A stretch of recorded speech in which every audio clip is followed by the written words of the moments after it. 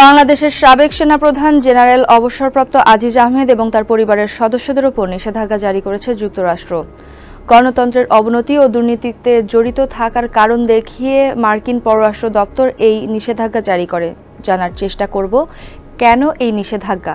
সঙ্গে আছি আমি রুবাইয়া এশা।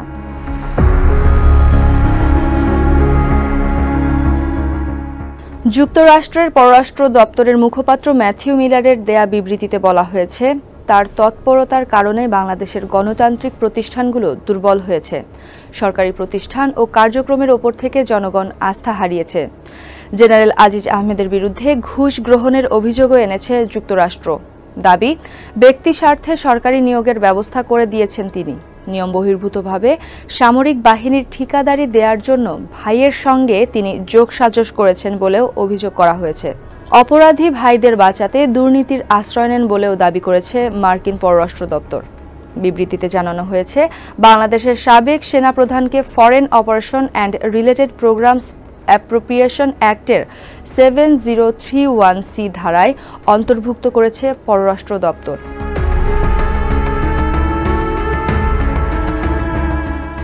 বাংলাদেশে গণতন্ত্র প্রতিষ্ঠা ও আইনের শাসন শক্তিশালী করতে নিজেদের অঙ্গীকার পুনর্ব্যক্ত করেছে যুক্তরাষ্ট্র। এর অংশ হিসেবে আজিজ আহমেদের বিরুদ্ধে এই ব্যবস্থা।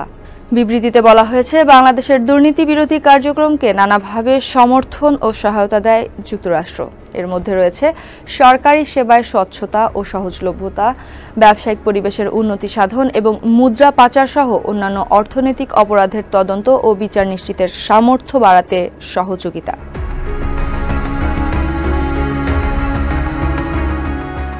নিষেধাজ্ঞাভুক্ত ব্যক্তিদের যুক্তরাষ্ট্রের ভিসা দেয়া হয় না। তারা দেশটিতে প্রবেশের জন্য অযোগ্য বিবেচিত হন। একই সঙ্গে নিষেধাজ্ঞার আওতায় থাকা ব্যক্তিদের যুক্তরাষ্ট্রের সম্পদ থাকলেও সেগুলো বাজেয়াপ্ত হয়।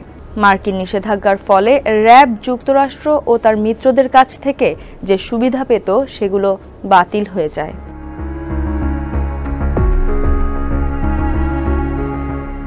1983 সালে বাংলাদেশ সেনাবাহিনীতে যোগ দেন আজিজ আহমেদ।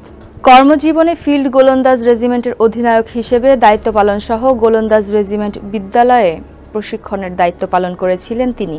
2009 সালে বিজিবিতে ঢাকা সেক্টরের অধিনায়ক হিসেবে দায়িত্ব পালন করেন। পরবর্তীতে ব্রিগেডিয়ার পদে পদোন্নতি পেয়ে কুমিল্লা সেনানিবাসে নিয়োগ পান। 33তম গোলন্দাজ ব্রিগেডের অধিনায়ক হয়েছিলেন তিনি, যেখানে মেজর জেনারেল হিসেবে পদোন্নতিপ্রাপ্ত হয়ে 33 পদাতিক ডিভিশনের জেনারেল অফিসার কমান্ডিং জিওসি হিসেবে দায়িত্ব পালন করেন। 2012 সাল থেকে 2016 সাল পর্যন্ত বিজিবি মহাপরিচালক হিসেবে দায়িত্ব পালন করেন তিনি। 2016 সালে লেফটেন্যান্ট জেনারেল পদে পদোন্নতি পান। এরপর আর্মি ট্রেনিং অ্যান্ড ডক্ট্রিন কমান্ডের অধিনায়ক হয়েছিলেন general Aziz. Chief of army staff নিযুক্ত হন 2018 সালের 25 জুন। 3 বছর দায়িত্ব পালন শেষে 2021 সালের 24 জুন অবসরে যান তিনি।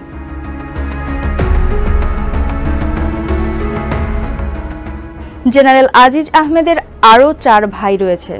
তাদের মধ্যে আনিস আহমেদ, হারিস আহমেদ ও তোফায়েল আহমেদ জোসেফ খুনের মামলায় দণ্ডপ্রাপ্ত ছিলেন। আনিস ও হারিস ছিলেন যাবজ্জীবন সাজাপ্রাপ্ত। জোসেফকে দেয়া হয়েছিল মৃত্যুদণ্ড। আজিজ আহমেদ সেনাপ্রধান হওয়ার 1 মাস আগে 2018 সালের 27 মে তোফায়েল আহমেদ জোসেফের সাজা মওকুফ করা হয়। আজিজ আহমেদের সেনাপ্রধান থাকা অবস্থায় 2019 সালের 28 মার্চ আনিস ও হারিসের সাজা মওকুফের প্রজ্ঞাপন জারি করে স্বরাষ্ট্র মন্ত্রণালয়।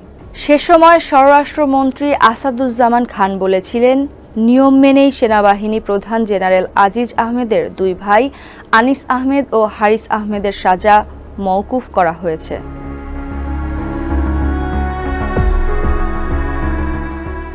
2021 সালে গুরুতর মানবাধিকার লঙ্ঘনমূলক কাজে জড়িত থাকার অভিযোগে বাংলাদেশের বিশেষ police rapid action battalion RAB এবং এর 6 জন কর্মকর্তার ওপর নিষেধাজ্ঞা আরোপ করে যুক্তরাষ্ট্র। যুক্তরাষ্ট্রের বিজ্ঞপ্তিতে বলা হয়, মাদক বিরোধী অভিযানের সময় মানবাধিকার, মৌলিক স্বাধীনতা ও জনগণের অর্থনৈতিক উন্নয়নকে হেয় করার মাধ্যমে মার্কিন যুক্তরাষ্ট্রের জাতীয় নিরাপত্তার স্বার্থকে হুমকির মুখে ফেলেছে র্যাব। আরও বলা হয়েছিল, বাংলাদেশের বেসরকারি সংস্থাগুলো অভিযোগ করেছে র্যাব এবং অন্যান্য আইন প্রয়োগকারী সংস্থা 2009 সাল থেকে 2021 সাল পর্যন্ত প্রায় 600টির মতো বিচার বহির্ভূত হত্যাকাণ্ড এবং 600টির বেশি মানুষ গুম এবং নির্যাতনের জন্য দায়ী। যুক্তরাষ্ট্রের নিষেধাজ্ঞার পর থেকেই বিভিন্ন সময় তা প্রত্যাহারের নানা চেষ্টা, সংস্কার এবং আলোচনা চালিয়ে যাওয়ার কথা জানিয়েছে বাংলাদেশ সরকার।